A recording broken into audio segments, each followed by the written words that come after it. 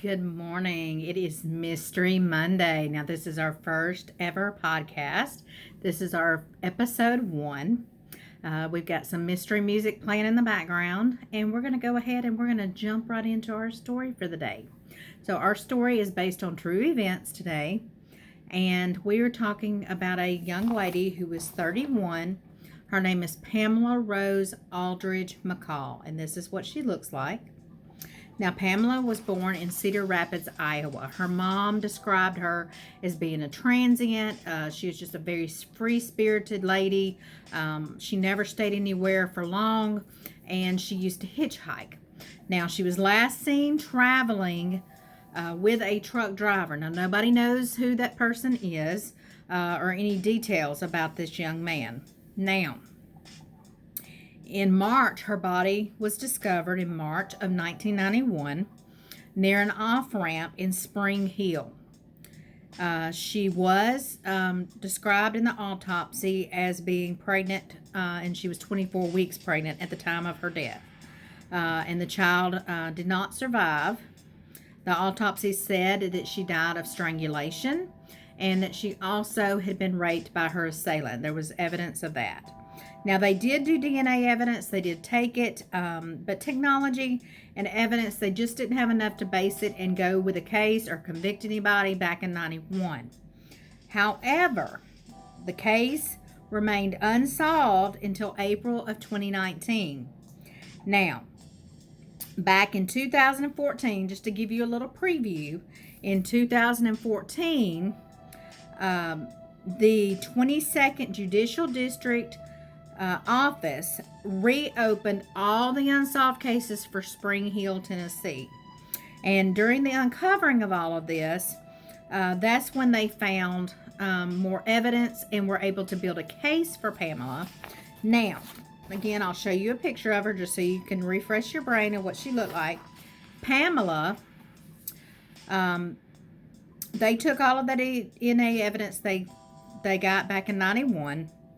A man by the name of Tommy Goetz resubmitted all the DNA evidence to the Tennessee Investigation Lab. They took all that DNA and they profiled it and they compiled it into the CODIS system. Well, lo and behold, guess what? They matched 2 other victims. There were also unsolved cases as well, but these 2 victims, these were ladies as well, and they were located in Wyoming. Now, these 2 cases were not together. They were not found in the same location. They were both different, but Pamela was killed in 91, and then the other 2 victims in 92.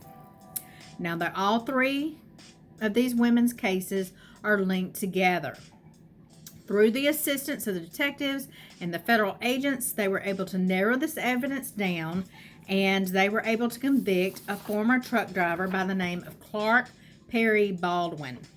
Now, he's 59 years old, and in Iowa is where he was doing the truck driving.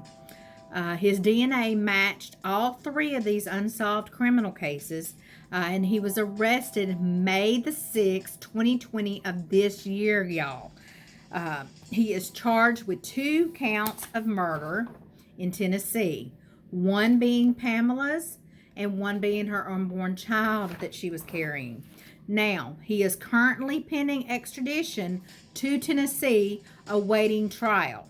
Now, once he is tried for Pamela McCall's death, then he will be tried for the other 2 murders that he committed to those Wyoming victims. Now, interesting fact, the 2 Wyoming victims, we do not have identification on them. There was not enough evidence to determine who they were. So, when you're researching and you're digging deeper into this story to find out about these cases, it took 29 years for them to solve Pamela's death. Now, these murders all took place 400 miles apart from each other, from Wyoming to Tennessee. Now, the 2 ladies that were in Wyoming, one of the victims was called Bitter Creek Betty, and the other one is the I-90 Jane Doe. So if you want to research and find out more information, I'm not going to give you that. You can look up these women who died in Wyoming.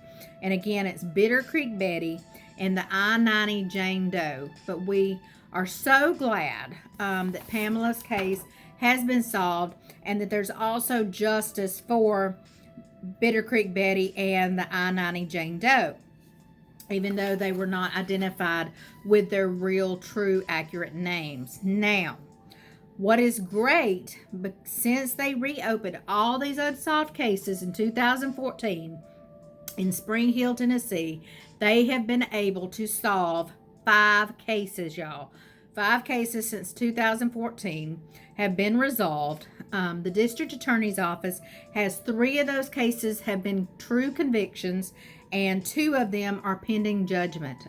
So once they're just get that judgment on them, then those cases will be solved as well, and that is awesome.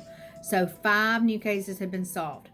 We don't know why people kill. We don't know why people murder or do the horrible things that they do, but we are glad that justice is being served.